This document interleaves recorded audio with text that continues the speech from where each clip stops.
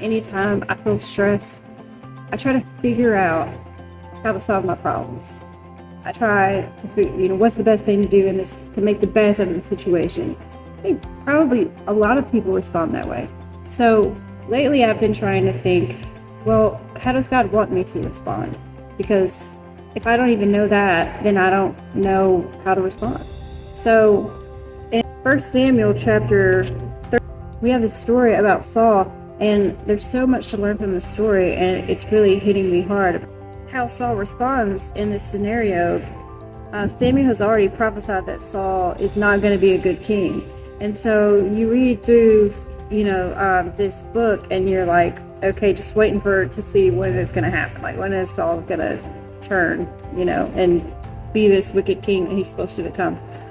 And so in this story, this is literally the first thing you see that, that happens, where Saul, he's reigned for a year, and he's reigned for 2 years at this point, and he is assembling to fight against the Philistines, or actually says that the Philistines are gathered to fight against Israel. And so Saul is waiting for Samuel to come down and offer the burnt offering. But the people, it says the people were scattered from him. So he started to lose their faith. Like, they started to kind of like not trust in what in their king, who they were supposed to trust in, right?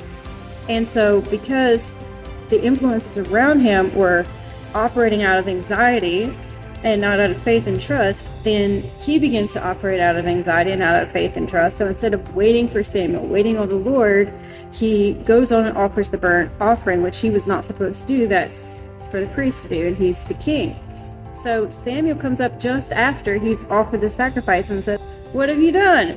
And Saul says, "Well, the people scattered from me, and then you didn't come down in the days appointed, and the Philistines were gathered together against us. So I said, the Philistines will now come down on me at Gilgal, and I haven't even made supplications to the Lord. So I felt compelled and offered a burnt offering."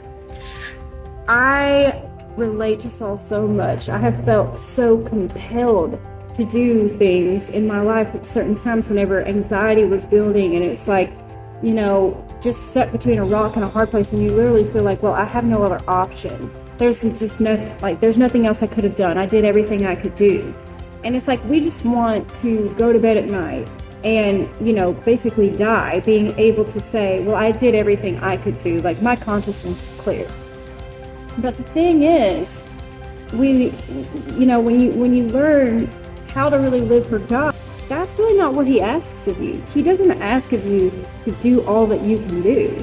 He asks of you to wait on him.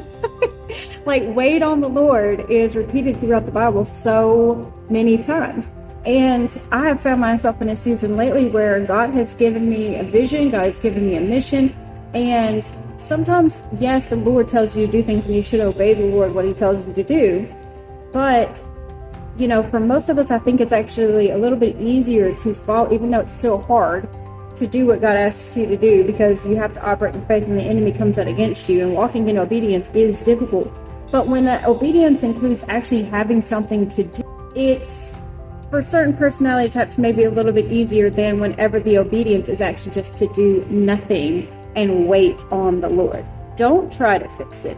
Don't offer the burnt offering. Don't do the thing that you think is the thing that has to be done if you're not the one that's supposed to be doing it. Just wait on the Lord to send the one that he has intended to do that thing. Trust him. He always comes through. Like, he always comes through. So the question here that arises is, how do we know the difference between a moment whenever I'm supposed to take action and make something happen like the Lord has called me to do, or I'm supposed to wait on God and allow him to raise up the people that are supposed to be doing this job and not take over and make a mess of things? And the answer is through wisdom, and wisdom comes not except through the Spirit of God. And so really, ultimately, the answer is just to seek God while he may be found. If you seek him, you will find. How do I seek God? Pray every day. And I don't just mean like, now this is good. You should do this. But when I say pray, I'm not just saying direct your thoughts toward the Lord and include him in your day-to-day. And as you go throughout your day, keep your mind fixed on him and always be praying. Yes, I do mean that. But I also mean, like, open your mouth. Speak to God with your mouth. There's a big difference between just in your mind thinking your thoughts to the Lord and praying to the Lord in your mind, and actually speaking out words to God. God created through his words, and he created us as creators. Like, we can also create things through his power. And so that creative ability it's very powerful. Whenever you actually speak out your prayer to the Lord, there's so much power in that. And that's really where you build a relationship.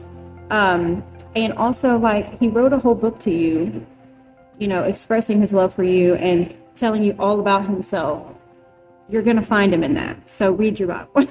Like, literally, everything comes back to the Sunday school answer. Pray and read your Bible.